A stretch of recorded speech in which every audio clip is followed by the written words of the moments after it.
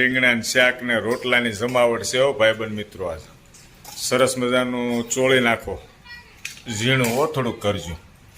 કેમ થાય? હા, તમે કાંઈ રોટલો બોટલો જોતો હોય તો માગજો મહેમાનને કાંઈ. બા મહેમાન કાંઈ નહીં માગે, થાળીમાં અંબાવજો. જો રોટલો રીંગણાનું શાક. હજી તો બેઠા છો ને ક્યાં જમી લીધું? આમ જમી લીધું. રીંગણાનું શાક ને રોટલાની જમાવટ હતી, દેશી મોજ હો ભાઈબંધ મિત્રો.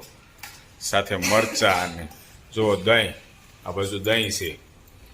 હા હા હા, ઢેફા જેવું દહીં છે. આમ ઘરની ભેંસ મળતી હોય એવું દહીં છે. હે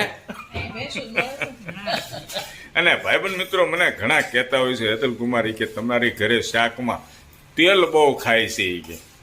મેં કીધું અમારા બાયુ તેલ જ એટલા માટે નાખે કે અમને આમ રગે રગમાં તેલ સડે કે નહીં એટલે નાખે.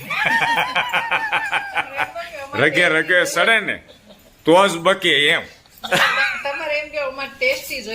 ટેસ્ટી જોઈને ચોળીને ખાવાનું હોય એટલે તેલનું પ્રમાણ તો થોડુંક હોવું જોઈએ. આ મારું શાક છે, એક સાઈડમાં મૂકી દીધું છે અને આમાં છે એટલું બધાને ખાતા એટલું વેચ્યું. હવે બાકીનું બધું મારે ફિનિશ કરવાનું છે. દાંત કઢાવતો હોઉં છું. જે લોકોને જે મગજમાં આવે એવી કોમેન્ટો કરતા હોય છે, કહેતા હોય છે. બધાના આચાર વિચાર અલગ અલગ હોય છે. Thank you. જય શ્રી કૃષ્ણ. જય શ્રી કૃષ્ણ.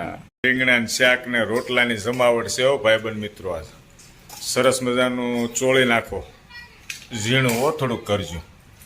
કેમ થાય? હા, તમે કાંઈ રોટલો બોટલો જોતો હોય તો માગજો મહેમાનને કાંઈ. બા મહેમાન કાંઈ નહીં માગે, થાળીમાં અંબાવજો. જો રોટલો રીંગણાનું શાક. હજી તો બેઠા છો ને ક્યાં જમી લીધું? આમ જમી લીધું. રીંગણાનું શાક ને રોટલાની જમાવટ હતી, દેશી મોજ હો ભાઈબંધ મિત્રો. સાથે મરચા અને જો દહીં, આ બાજુ દહીં છે. હા હા હા, ઢેફા જેવું દહીં છે. આમ ઘરની ભેંસ મળતી હોય એવું દહીં છે. હે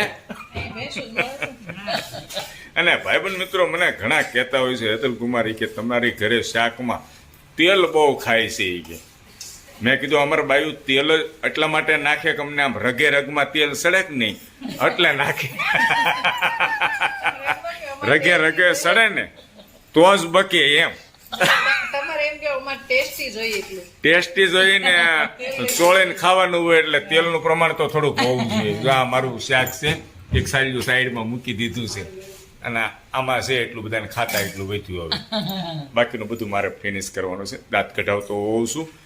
જે લોકોને જે મગજમાં આવે એવી કોમેન્ટો કરતા હોય છે, કહેતા હોય છે. બધાના આચાર વિચાર અલગ અલગ હોય છે. Thank you. જય શ્રી કૃષ્ણ.